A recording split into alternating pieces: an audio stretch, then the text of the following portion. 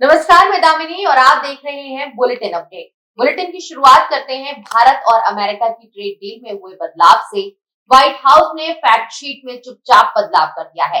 पहले लिखा था कि भारत $500 बिलियन का सामान खरीदने के लिए पक्का वादा कर चुका है। अब इसे बदलकर सिर्फ इरादा कर दिया गया है। साथ ही दालों का जिक्र भी हटा दिया गया है। आम चुनाव से ठीक पहले बांग्लादेश सरकार में मॉब लिंचिंग में मारे गए हिंदू युवक दीपू चंद्र दास के परिवार को 50 लाख टका की मदद देने का ऐलान भी किया गया है। वहीं भारतीय गृह मंत्रालय ने नई गाइडलाइन जारी की है और अब सरकारी कार्यक्रमों और स्कूलों में सिर्फ मुखड़ा नहीं बल्कि पूरा 6 छंदों वाला वंदे मातरम गाया जाएगा। इसकी अवधि करीब 3 मिनट 10 सेकंड होगी। इसी बीच मुख्यमंत्री योगी आदित्यनाथ ने बाराबंकी की जनसभा में कड़ा बयान दिया है। उन्होंने कहा कि बाबरी ढांचे को दोबारा बनाने का सपना कभी पूरा नहीं होगा और आखिर में टीम इंडिया मुंबई के बाद अब दिल्ली पहुंच चुकी है, जहां उसका मुकाबला नामीबिया से होना है। इन सब पर बात करने से पहले एक नजर आज की हेडलाइंस पर। पाकिस्तानी रक्षा मंत्री ख्वाजा आसिफ बोले, अमेरिका ने हमारा इस्तेमाल किया, मतलब निकलने पर टॉयलेट पेपर की तरफ फेंका। हम साथ देने की कीमत आज भी चुका रहे। अमेरिका ने इंडियन मैप वाला पोस्ट हटाया। पीओके अक्साई चीन को भारत का हिस्सा दिखाया था। ट्रेड डील के बाद इस मैप को किया था शेयर। कनाडा के स्कूल में हुई गोलीबारी, शूटर समेत 9 की हुई मौत। स्कूल में पढ़ते हैं 175 स्टूडेंट। पीएम कार्नी ने अपनी जर्मनी दौरा किया रद्द। एप्स्टीन केस में दलाई लामा को बदनाम करने की साजिश, बेनकाब 35 लाख पन्नों की जांच में चीनी दावा फेंक निकला। जन गण मन से पहले गाया जाएगा वंदे मातरम, सभी 6 पैरा गाना जरूरी। स्कूलों में राष्ट्रगीत के बाद शुरू होगी पढ़ाई। और अब खबरें विस्तार से। भारत और अमेरिका की ट्रेड डील को लेकर नया विवाद सामने आया है। व्हाइट हाउस ने फैक्ट शीट में बदलाव कर कमिटमेंट को इरादा कर दिया है और दालों का जिक्र भी हटा दिया है। इस पर कांग्रेस ने सरकार पर सच्चाई छिपाने का आरोप लगाया, जबकि सरकार का कहना है कि देश और किसानों के हित सुरक्षित हैं। भारत अमेरिका के बीच होने वाली ट्रेड डील को लेकर अब एक नया विवाद सामने आ गया है। व्हाइट हाउस ने इस डील से जुड़ी फैक्ट शीट में चुपचाप बदलाव कर दिया। पहले इसमें लिखा था कि भारत अमेरिका से करीब $500 बिलियन का सामान खरीदने के लिए कमिटमेंट यानी कि पक्का वादा कर चुका है, लेकिन अब इस शब्द को बदलकर इंटेंड कर दिया गया है, यानी कि भारत सिर्फ खरीदने का इरादा रखता है, कोई पक्का वादा नहीं है। इसके साथ ही फैक्ट शीट से दालों का जिक्र भी हटा दिया गया। इस बदलाव के बाद भारत की राजनीति में भी हलचल तेज हो गई है। कांग्रेस अध्यक्ष मल्लिकार्जुन खड़गे ने सरकार पर सवाल उठाते हुए कहा कि पहले फैक्ट शीट में दाल और कृषि उत्पादों की बात थी, लेकिन अब उसे हटाकर सच्चाई छिपाने की कोशिश की जा रही है। कांग्रेस का कहना है कि सरकार ने देशवासियों को पूरी जानकारी नहीं दी और अब सच सामने आ रहा है। व्हाइट हाउस की फैक्ट शीट में पहले कहा गया था कि भारत अमेरिका से दालें, सोयाबीन तेल और वाइन, दूसरे कृषि उत्पाद खरीदेगा। इसके साथ ही भारत कई अमेरिकी सामानों पर टैक्स भी कम करेगा। इसमें यह भी लिखा गया था कि भारत अमेरिका पर ज्यादा टैरिफ लगाता है और कई तरह की रुकावटें खड़ी करता है, जिससे अमेरिकी सामान भारत में आसानी से नहीं आ पाते। सरकार की ओर से इन आरोपों का जवाब दिया गया। केंद्रीय मंत्री पीयूष गोयल ने साफ कहा कि ट्रेड डील में किसानों के हितों से कोई समझौता नहीं किया गया। उन्होंने कहा कि सरकार कभी भी ऐसा समझौता नहीं करेगी जिससे भारतीय किसानों को नुकसान हो। कृषि मंत्री शिवराज सिंह चौहान ने भी कहा कि गेहूं, चावल, दाल, डेयरी, सोयाबीन और दूसरे जरूरी कृषि उत्पादों पर कोई छूट नहीं दी गई है। सरकार का दावा है कि ये डील देश के हित में है और इससे व्यापार बढ़ेगा, रोजगार मिलेगा और अर्थव्यवस्था मजबूत होगी। वहीं विपक्ष का कहना है कि सरकार पूरी सच्चाई नहीं बता रही और चुनावी माहौल में लोगों को गुमराह किया जा रहा है। अब सवाल ये है कि क्या भारत सच में अमेरिका से इतना बड़ा सामान खरीदेगा या ये सिर्फ कागजों तक सीमित रहेगा? क्या किसानों के हित पूरी तरह सुरक्षित रहेंगे या नहीं? आने वाले समय में इस ट्रेड डील की असली तस्वीर साफ होगी।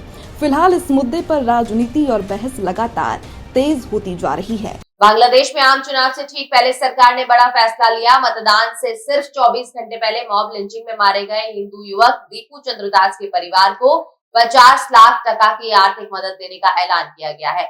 इस फैसले के बाद देश की राजनीति में हलचल तेज हो गई है। कुछ लोग इसे मानवीय कदम बता रहे हैं तो कुछ इसे चुनावी रणनीति मान रहे हैं। इस मामले में अब तक 12 लोगों की गिरफ्तारी हो चुकी है और जांच जारी है। सरकार का कहना है कि दोषियों को सजा मिलेगी और पीड़ित परिवार को पूरा न्याय दिलाया जाएगा। बांग्लादेश में आम चुनाव से ठीक पहले वहां की सरकार ने अहम घोषणा कर दी है। मतदान से सिर्फ 24 घंटे पहले सरकार ने मॉब लिंचिंग में मारे गए हिंदू युवक दीपू चंद्रदास के परिवार को 50 लाख टका की आर्थिक मदद देने का ऐलान किया है। इस फैसले के बाद देश की राजनीति में हलचल तेज हो गई है। जहां एक ओर इसे मानवीय कदम बताया जा रहा है, वहीं दूसरी ओर इसे चुनाव से पहले किया गया राजनीतिक फैसला भी माना जा रहा है। दीपू चंद्रदास की हत्या ने पूरे बांग्लादेश को झकझोर के रख दिया था। पिछले साल दिसंबर में मायमेन सिंह जिले के भलुका इलाके में एक भीड़ ने उन पर हमला कर दिया था। आरोप था कि उन्होंने धार्मिक भावनाएं आहत की हैं। इस दर्दनाक घटना की तस्वीरें और वीडियो सोशल मीडिया पर वायरल हो गए थे, जिसके बाद देश भर में गुस्सा देखने को मिला था। लोग दोषियों के खिलाफ सख्त कार्रवाई की मांग कर रहे थे। इस मामले में अब तक 12 लोगों को गिरफ्तार किया जा चुका है और जांच अभी भी जारी है। सरकार का कहना है कि दोषियों को किसी भी हालत में बख्शा नहीं जाएगा और इसके साथ ही पीड़ित परिवार को न्याय दिलाने की पूरी कोशिश की जा रही है। इसी कड़ी में अब सरकार ने आर्थिक मदद देने का फैसला किया है। सरकारी योजना के मुताबिक दीपू के परिवार के लिए 25 लाख टका की लागत से एक नया पक्का घर बनाया जाएगा। इसके अलावा उनके पिता और पत्नी को 10-10 लाख टका की नगद मदद दी जाएगी ताकि वो अपनी रोजमर्रा की जरूरतें पूरी कर सके। इसके साथ ही उनके बच्चे के नाम पर 5 लाख टका का फिक्स्ड डिपॉजिट कराया जाएगा, जिससे उसके भविष्य की पढ़ाई और जरूरतों में मदद मिल सके। सरकार का कहना है कि दीपू अपने परिवार के इकलौते कमाने वाले सदस्य थे। इस वजह से उनकी मौत के बाद परिवार पूरी तरह टूट गया था। मुख्य सलाहकार कार्यालय का कहना है कि ये सहायता किसी राजनीतिक दबाव में नहीं बल्कि मानवीय आधार पर दी जा रही है। इसका मकसद पीड़ित परिवार को आर्थिक स्थिरता और सुरक्षा देना है ताकि वो सम्मान के साथ अपना जीवन आगे बढ़ा सके। सरकार के मुताबिक ये मदद सरकारी सहायता योजना के तहत दी जा रही है। हालांकि इस ऐलान के समय को लेकर सवाल भी खड़े हो रही हैं, क्योंकि ये फैसला चुनाव से ठीक पहले लिया गया। इसीलिए विपक्ष और कई सामाजिक संगठन इसे चुनावी रणनीति बता रही हैं। उनका कहना है कि सरकार हिंदू और अल्पसंख्यक समुदाय को ये संदेश देना चाहती है कि वो उनके साथ खड़ी है। इससे वोटों पर असर हो सकता है। वहीं सरकार के समर्थकों का कहना है कि मदद कभी भी दी जाए, अगर उससे पीड़ित परिवार को राहत मिलती है तो वो सही कदम है। उनका तर्क है कि देर से ही सही, लेकिन सरकार ने अपनी जिम्मेदारी निभाई है। अब देश की निगाहें आने वाले चुनाव पर टिकी हुई हैं। ये देखना दिलचस्प होगा कि सरकार का ये फैसला जनता पर कितना असर डालता है और मतदाता इसे मानवीय कदम मानते हैं या चुनावी चाल।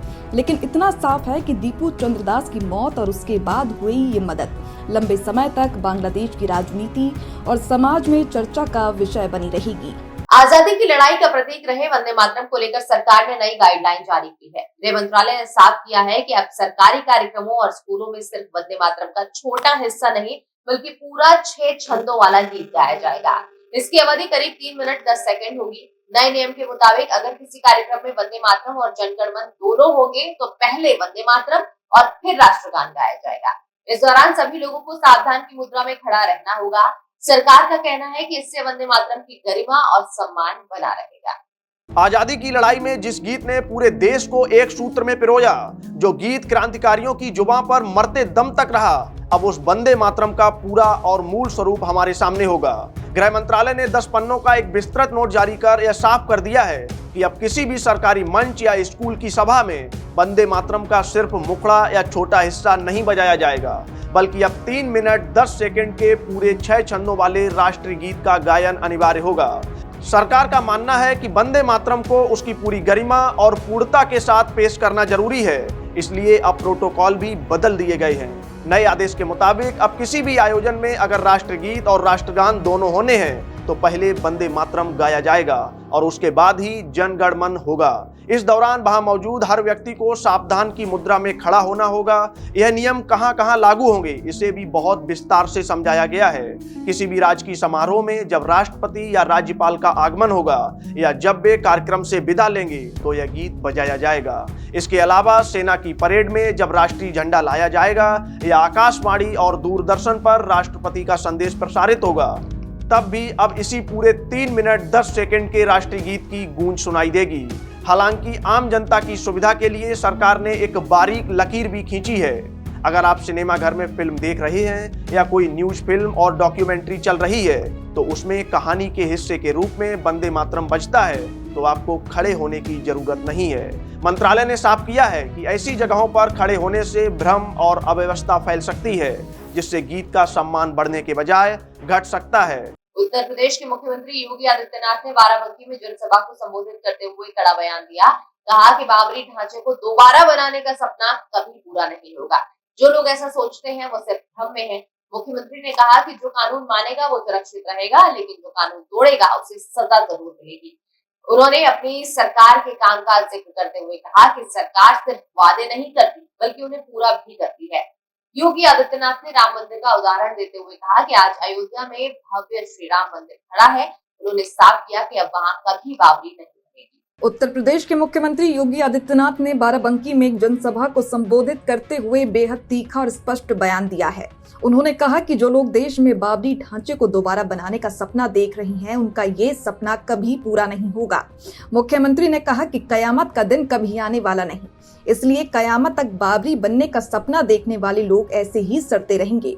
उन्होंने साफ शब्दों में कहा कि भारत में अगर कायदे से रहोगे तो फायदे में रहोगे, लेकिन जो कानून तोड़ेगा उसे सजा जरूर मिलेगी। सीएम योगी आदित्यनाथ ने अपनी सरकार के कामकाज का जिक्र करते हुए कहा कि ये सरकार सिर्फ बोलती नहीं है बल्कि जो कहती है वो करके दिखाती है। उन्होंने कहा कि हमने कहा था राम लला आएंगे और मंदिर वहीं बनाएंगे, और आज सबके सामने श्री राम मंदिर खड़ा है, इसमें कोई संदेह नहीं होना चाहिए। मुख्यमंत्री ने दोहराया कि अयोध्या में अब बाबरी कभी नहीं बनेगी और जो लोग ऐसे सपने देख रहे हैं उनके सपनों को सरकार बार बार चकनाचूर करती रहेगी। उन्होंने कहा कि उनकी सरकार भारत की गौरवशाली विरासत, सनातन धर्म और उसकी परंपराओं को पूरा सम्मान दे रही है। मुख्यमंत्री ने अयोध्या का उदाहरण देते हुए कहा कि वहां 500 साल के बाद एक ऐतिहासिक और गौरवशाली क्षण आया है। इन 500 सालों में कई राजा, महाराजा और सरकारें आईं, लेकिन किसी ने भी राम मंदिर निर्माण के लिए गंभीर प्रयास नहीं किया। सीएम योगी ने तंज कसते हुए कहा कि कुछ लोग संकट के समय भगवान राम को याद करते हैं और बाद में भूल जाते हैं। इस वजह से अब भगवान राम ने भी ऐसे लोगों को भुला दिया है। उन्होंने ये भी कहा कि जैसे प्रधानमंत्री नरेंद्र मोदी ने अयोध्या धाम में श्री राम मंदिर में भव्य केसरिया ध्वज फहराया, वो केसरिया ध्वज हमेशा भारत के गौरव और सनातन परंपरा को आगे बढ़ाता रहेगा। मुख्यमंत्री योगी ने 2017 से पहले के उत्तर प्रदेश की स्थिति को याद करते हुए कहा कि उस वक्त प्रदेश की हालत बेहद खराब थी। हर चौथे दिन किसी न किसी शहर में कर्फ्यू लगाना पड़ता था। पर्व और त्योहार शांति से नहीं मनाए जा सकते थे। गरीबों की जमीनों पर कब्जा होता था और अराजकता चरम पर थी। उन्होंने कहा कि आज प्रदेश से अराजकता खत्म हो चुकी है, विकास की नई रफ्तार देखने को मिल रही है। बेटियां और व्यापारी सुरक्षित हैं और अपराधियों के खिलाफ जीरो टॉलरेंस की नीति पर सरकार लगातार काम कर रही है। उन्होंने दावा किया कि प्रदेश के सभी 75 जिलों में बिजली पहुंच चुकी है और जो पैसा पहले भ्रष्टाचार में चला जाता था वो अब विकास कार्य में लग रहा है। अपने संबोधन के अंत में मुख्यमंत्री ने लोगों को आगाह करते हुए कहा कि आने वाले समय में कुछ लोग जाति, भाषा और क्षेत्र के नाम पर समाज को बांटने की कोशिश करेंगे। उन्होंने कहा कि ऐसे नेताओं के बहकावे में आने से बचना होगा, क्योंकि अगर आप बट गए तो कटने के रास्ते अपने आप खुल जाएंगे। सीएम योगी का ये बयान ऐसे वक्त में आया है जब उत्तर प्रदेश में अगले साल विधानसभा चुनाव होने हैं और इसे चुनावी राजनीति से जोड़कर भी देखा जा रहा है। मुंबई के बाद अब भारतीय क्रिकेट टीम दिल्ली पहुंच चुकी है, जहां उसका मुकाबला नामीबिया से होना है। लेकिन मैच से पहले टीम में सिलेक्शन को लेकर हलचल तेज हो गई है। एक और जसप्रीत बुमराह की वापसी से राहत मिली, वहीं अभिषेक शर्मा की तबीयत टीम मैनेजमेंट के लिए चिंता बन गई है। दिल्ली के नेट सेशन में खिलाड़ियों ने जमकर अभ्यास किया, लेकिन सबसे बड़ा सवाल यही है कि क्या संजू सैमसन को एक बार फिर खेलने का मौका मिलेगा या नहीं। अब सबकी नजर टीम के फाइनल प्लेइंग 11 पर टिकी हुई है। दिल्ली में नामीबिया के खिलाफ होने वाले लीग मैच से 2 दिन पहले भारतीय टीम ने अपना पहला अभ्यास सत्र आयोजित किया, लेकिन इस सत्र से एक अहम खिलाड़ी गायब था, अभिषेक शर्मा। अभिषेक शर्मा पेट की बीमारी यानी स्टमक इलनेस के चलते ट्रेनिंग पर नहीं आए। सहायक कोच रायन टेन डोएशेट की उम्मीद है कि वे मैच तक फिट हो जाएंगे, लेकिन फिलहाल उनके खेलने पर सस्पेंस बना हुआ है। नेट सेशन में भारतीय टीम की भावी रणनीति की झलक देखने को मिली। सबसे पहले ईशान किशन और संजू सैमसन की तेज गेंदबाज के खिलाफ एक साथ बल्लेबाजी की। उन्होंने हार्दिक पांड्या, शिवम दुबे और अर्शदीप सिंह जैसे गेंदबाजों का सामना किया। खास बात यह है कि नामीबिया के बाएं हाथ के गेंदबाज रूबेन ट्रम्पलमैन कि चुनौती से निपटने के लिए एक लंबे कद के बाएं हाथ के नेट बॉलर का भी इस्तेमाल किया गया। स्पिनर के खिलाफ तिलक वर्मा और सूर्य कुमार यादव ने मोर्चा संभाला। इस टीम में सबसे बड़ी चर्चा संजू सैमसन को लेकर है। न्यूजीलैंड के खिलाफ ईशान किशन की शानदार फॉर्म की वजह से संजू को ओपनिंग स्लॉट खोना पड़ा और बेंच पर बैठना पड़ा। कोच रायन टेन डोएशेट का कहना है कि वे इस फैसले से पूरी तरह ईमानदार और पारदर्शी रहना चाहते हैं। हालांकि संजू ने नेट्स में खास तैयारी की है। उन्होंने स्पिनर बर्नार्ड शुल्ट के खिलाफ आत्मविश्वास दिखाया और विकेट के दोनों ओर बेहतरीन शॉट लगाए। और इन तमाम खबरों के साथ आज के बुलेटिन में फिलहाल इतना ही। बने रहिए भारत अपडेट के साथ। नमस्कार।